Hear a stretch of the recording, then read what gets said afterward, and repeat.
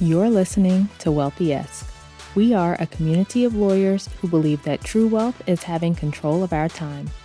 I'm Ro Thomas, and as a busy wife, mom, and former Big Law associate, I know all too well the tension between the culture of the legal profession and pretty much everything else you want to do in life. That's why each week I'm bringing you the information and tools you need to improve your money mindset and manage your money to create true wealth. Because ultimately, it's not about the money. It's about the freedom and flexibility the money affords. Hey friend, welcome back to the show. I hope you're doing well and having an amazing day so far. Today, we are talking about the importance of looking for the ways you are successful. And of course, we're going to talk about it in the context of your finances, but you can do this in all areas of your life. It's really easy to focus on all the things that aren't working when you're learning to manage your money better, the times where you fall off track with your plan or you don't stick to the plan. And as we've talked about before, often it's just because you're making plans that aren't realistic for where you are. You're making plans based off what you think you should be doing rather than what you can actually do right now. Then we will use those times that we fall off track, to beat ourselves up, which typically leads to a cycle of not sticking with your plan and saying you'll get back on track next month, only to find yourself in the same place all over again. You get really used to not following through on your word to yourself, and you build up this evidence in your mind of all your failures and your inability to stick with your goals and to learn how to manage your money. On top of that, we also tend to have really vague goals for our money, like paying off debt and saving more. What does that mean? Like, what is more? If you save $1 more, is that good? If you pay off $10 of debt, are you happy with that? We need to have a more defined goal to know when we've hit it. The other thing is we often will think about our goals in really broad terms. So it's not just paying off debt or saving more. It's I need to pay off all my student loans or pay off all my credit cards, which often can be pretty big goals that may take a while and feel really overwhelming. But when we're focused on these really vague or really broad goals, we miss opportunities to see success in other ways or to celebrate the smaller successes along the way. When you're working on paying off more debt, but you haven't defined what more means, you miss the opportunity to celebrate yourself when you pay off more because the amount you've paid off doesn't feel like enough, but only because you never defined how much would be enough. Or when you're so focused on the ultimate goal of paying off all your credit cards, you miss the opportunity to celebrate yourself when you pay off 10% of your debt or 25% or 50% or any other smaller increment that you want to track. The key in all of it is finding success along the way. So it's not just the ultimate success of paying off the credit cards or saving the amount of money you want to save. It's the smaller successes along the way that lead to that ultimate success. Like when you stay within your budget, when you don't overspend on your credit card, when you weigh the trade-offs of a purchase you're about to make that you weren't planning to make, you weren't planning to spend that money, and you ultimately decide not to buy the thing.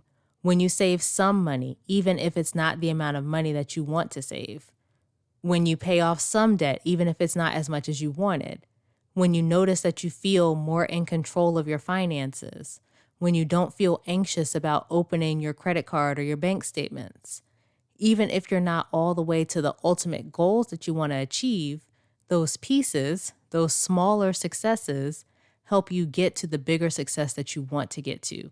And when you keep finding success, you keep pointing yourself to the things you're doing that are working, you start training your brain to look for those things. You build up the evidence that you can do this, right? That what you're doing is working.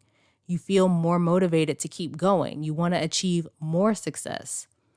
When you're in the habit of falling off track and not following through on your plans, especially, You have to find success wherever you can, because it's all too easy to latch onto this typical behavior, this habit that you've fallen into, and use that to define yourself and discourage yourself.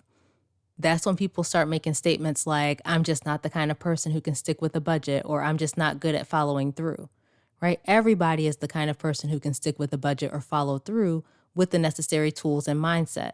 And part of that mindset is just seeing yourself as someone who can follow through or who can stick with it. So train yourself to see that everywhere, because when you do, then you're able to reframe the way that you think about yourself and your ability to manage money, and show yourself that you do know what you're doing, that you can do this, that it is working. You start to establish this track record of success for yourself where you're like, oh man, I did this, right? Look at this other thing I did. I did that too. And you just keep feeding your brain these dopamine hits with all the great things that you're doing, because you actually recognize them as great things rather than what we typically do, which is discounting them or disregarding them. You start to believe that you will continue to do it because you've shown yourself over and over again that you already are doing it, that you are successful, that the things you're doing are working, and you start getting your brain's confirmation bias working in your favor. So when you truly believe something, your brain starts looking for evidence to support that belief everywhere. That's the confirmation bias. So when you believe that you're succeeding, then your brain will start to look for evidence of that. And so your job is to find success everywhere you can. Build your belief in your ability to succeed with your money and your ability to do it, even if it feels hard, even if it's not going as quickly as you'd like. Because as you strengthen that belief, you're going to motivate yourself to keep going, keep pushing until you actually do achieve that ultimate success you want to achieve. That's one of the biggest keys to improving your finances. Believing you can in the first place, and then finding success everywhere, finding that evidence that you can that motivates you to keep going rather than quitting. And if you'd like support with finding your successes and believing in your ability to succeed with your finances, just head to rothomas.com/call to get started. All right, that is it for this week's episode.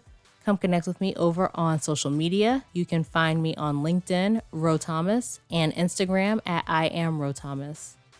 Subscribe to the show and leave a review, both of which help more people find it. And please think of a friend or two who you think could use this information and share it with them. As we close out, friend, I pray that you take the information you learn here, apply it in your life, and open up to the realization that wealth is available to you.